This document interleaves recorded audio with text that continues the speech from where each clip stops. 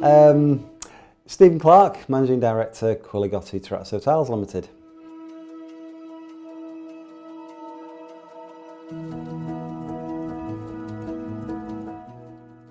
Since about 1997, when Quiligotti came across here indirectly, 1997, Quiligotti moved from Stockport to Manchester to this site.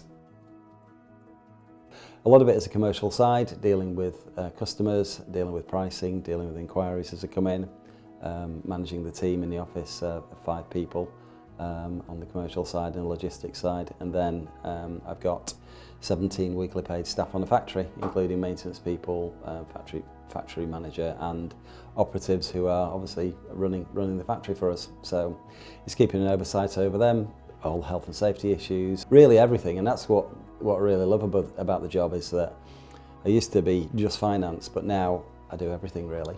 And having that interest in lots of different areas makes it a very varied role. Basically, we are the only volume manufacturer in the UK. There was a couple of other companies manufacturing terrazzo back in 2010. In fact, only one, Toffolo Jackson up in Glasgow, but they shut that operation. So we are the only major UK volume manufacturer of terrazzo. There are other smaller ones, but we're the only major volume manufacturer of terrazzo. So that's why in 2010 it seemed like an ideal opportunity to do a management buyout of a successful business that had a very strong UK presence. As you can see from the product, it's heavy, so one of the big barriers to entry to the UK market from abroad is obviously the transport costs involved in bringing products into the UK. You don't get very many metres on a pallet, and it costs obviously a lot to bring containers into the UK.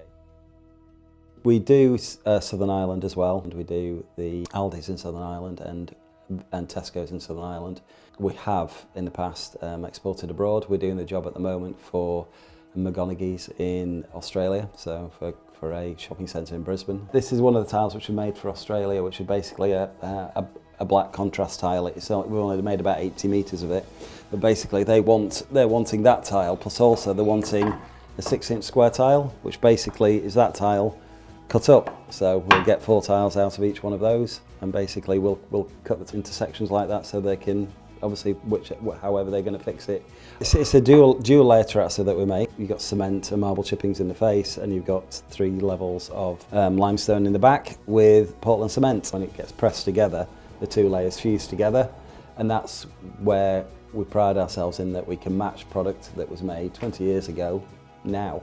So basically we can match product and get it looking exactly the same as the rest of the shopping centre, and that's what they wanted to do, is extend that on and for it all to look like it was there. All three sections were there from day one. I suppose the physics is how it actually gets pressed is a bit which always amazes me, that it actually stays in the moulds and never falls out, so that's always good.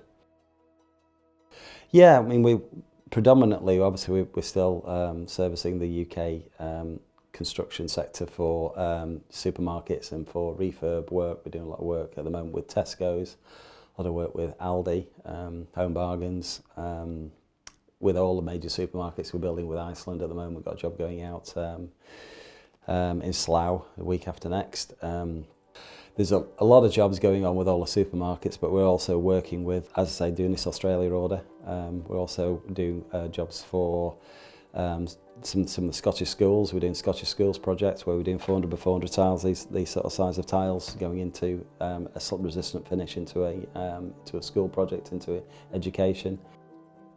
Terrazzo is known for its longevity, talking 50, 60 years, and some tiles have been on floors. Even if a tile gets dirty over a period of time, it can be just diamond polished, and because you've got around about 15 millimetres of facing material, you can just take a little tiny sliver off the top and you've got a new floor again.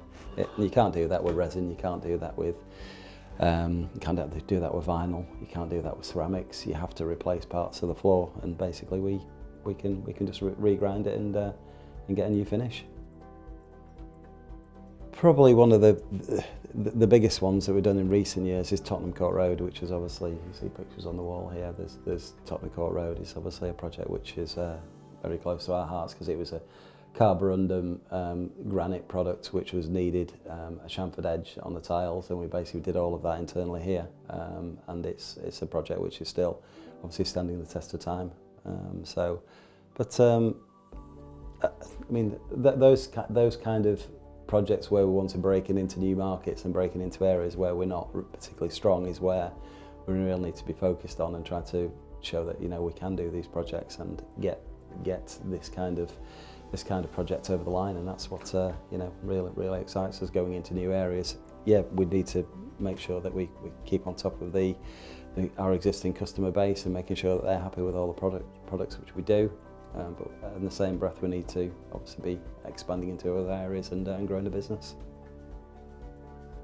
It would be this kind of product which we're working on here, which is basically low carbon cement, low carbon footprint, UK source chippings, and recycled product like this that we have in here with recycled brick.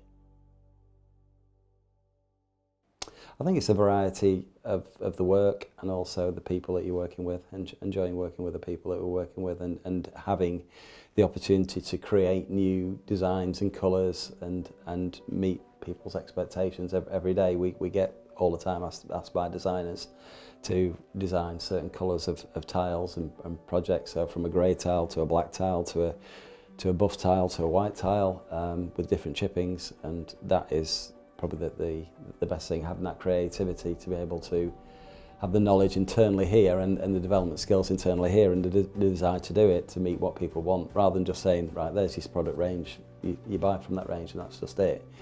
You know, being able to create something new and meet the requirements in terms of colours and aesthetics that designers have is probably one of the most rewarding parts of the job.